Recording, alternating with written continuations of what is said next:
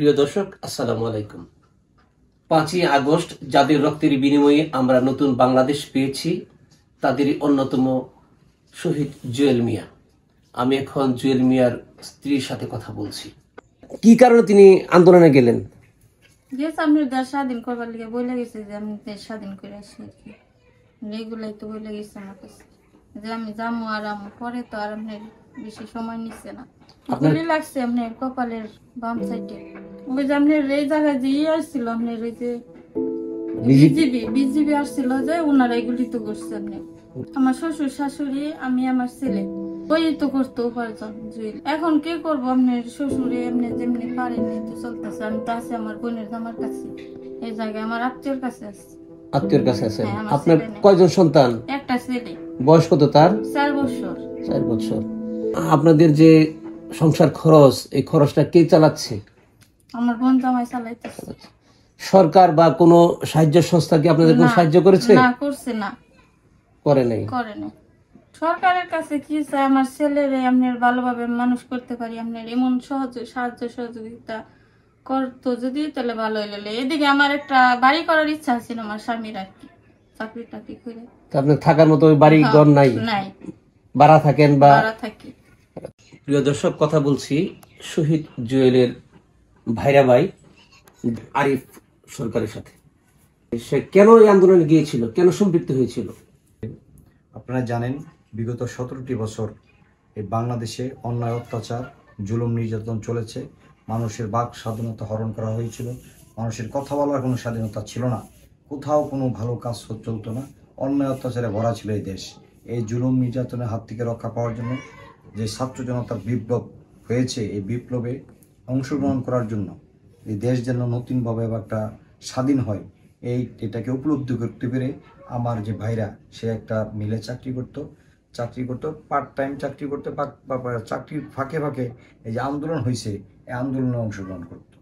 এই আন্দোলনে যেদিন বের হয়ে গেল বাড়ি থেকে, যে আজকে আমরা এই দেশের মানুষ কত অন্যায়, অত্যাচার, আমার ভাইয়েরা মৃত্যুবরণ করছেন, আমি আজকে এই আন্দোলনে শরিক হব।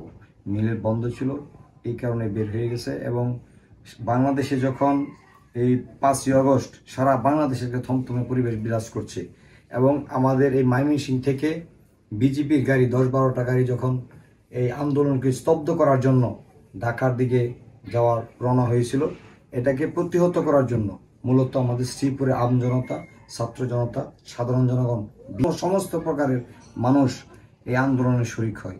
এই আন্দোলনের পাশাপাশি তাদের সাথে আমার ভাইরা ভাইও শরিক যাওয়ার পরে এই বিজেপি অন্যায়ভাবে উপর্যুপরি গুলি বর্ষণ করে। এই গুলিতে এখানে চৌরাস্তায় প্রায় 17 জনের মানুষ প্রাণ হারায়, এরপর প্রায় 70-80 জন আহত হয়েছেন।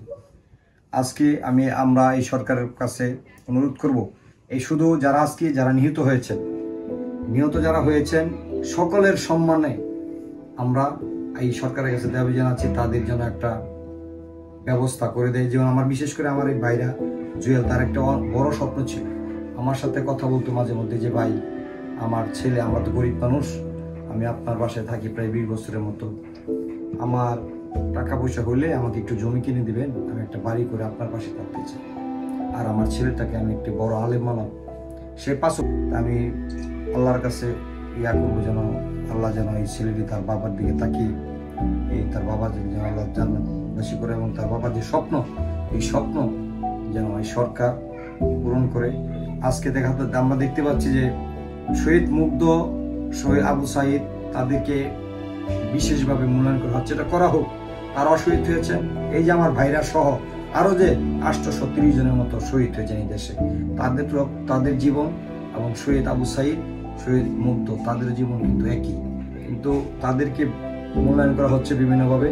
উপদেষ্টা সহ সারা দেশের মানুষের বিভিন্ন যারা আছেন, তারা বাড়ি ঘরে যাচ্ছেন, খোঁজখবর নিচ্ছেন। আমি দেখতে পাচ্ছি বিভিন্ন মিডিয়াতে বিভিন্নভাবে যে আজকে যারা জুয়েলের মতো অনেক মানুষ আত্মহত্যা দিয়েছেন, যাদের আত্মহত্যার বিনিময়ে আজকে নতুন করে বাংলাদেশ নতুন স্বাধীনতা পেয়েছে, তাদের কিন্তু তেমনভাবে মূল্যায়ন করা হচ্ছে না। আমার ভাইরা আজকে কতদিন হয়ে গেছে, আপনি ছাড়া এই সংগঠন কেউ কোনো খোঁজ নেই। বিশেষ করে সরকারে যারা আছেন বর্তমান, এই সরকারে কোনো মানুষ সরকারে আজকে পর্যন্ত এদের কোনো খোঁজ নেই। যে বৈষম্য বিরোধী আন্দোলনের জন্য আজকে এই দেশ নতুনভাবে স্বাধীন হয়েছে, নতুনভাবে রূপ নিয়েছে, এই বৈষম্য দেখতেছে এখন রয়ে গেল। কারণ এদের যে জীবন আর শহীদ মুগ্ধ, শহীদ আবু সাইদ, তাদের জীবনের মূল্য কিন্তু এক। আজকে আমরা দেখতে পাচ্ছি এইখানে বৈষম্য চলছে। আজকে এই যারা নিরীহ মানুষ মারা গেল তাদের কিন্তু কেউ খোঁজ নিচ্ছে না। আমার দেখা মতে শ্রীপুরে প্রায় আমি 4 থেকে 5টি জানাজা অংশগ্রহণ করেছি, এবং আমার এই ভাইরার বাড়ি ময়মনসিংহের নন্দালে, ওই এলাকায়ও জানা যায় দাফন তার ওইখানে হয়েছে, এবং ওই জায়গায় গিয়েছি। এবং এই ছেলেটার সম্বন্ধে আমাদের ওই এলাকার মানুষ অত্যন্ত ভালো জানতো, 5 ওয়াক্ত নামাজি ছিল। আমি জানি যে আজকে সারা বাংলাদেশে আমার জানার মধ্যে প্রায় 830 জনের উপরে শহীদ হয়েছেন। এই শহীদদের বিনিময়ে কিন্তু আমরা এই স্বাধীনতা, বাংলাদেশ আবার নতুন করে স্বাধীনতা লাভ করেছে। অনেক মানুষ আত্মহত্যা দিয়েছে, অনেক মানুষ অসুস্থ, তাদের কিন্তু খোঁজ খবর নেওয়া উচিত বিভিন্ন রাজনৈতিক সংগঠনের। প্লাস আজকে যে সরকার ক্ষমতায় আছে, এই সরকারের বিশেষ দৃষ্টি দেওয়া উচিত। তাদের চলাফেরার যে অবস্থা, এটা সরকারে করে দেওয়া উচিত। বিশেষ করে আমার এই জুয়েল ভাইরা, তাদের আর্থিক অবস্থা কিন্তু খুবই খারাপ। তার বাবা অসুস্থ, হার্টের রোগী, তার মা অসুস্থ, দুইজনই অসুস্থ। তারা কিন্তু জুয়েল জীবিত থাকাকালীন কি করে যে টাকা পাতো, অর্ধেক থেকে তার বাবা মার কাছে পাঠাইতো, আর অর্ধেক নিয়ে তার ছেলে সন্তান নিয়ে এই দেশে বসবাস করে মোটামুটি কোনো রকম ডাল ভাত খেয়ে বেঁচে থাকতো।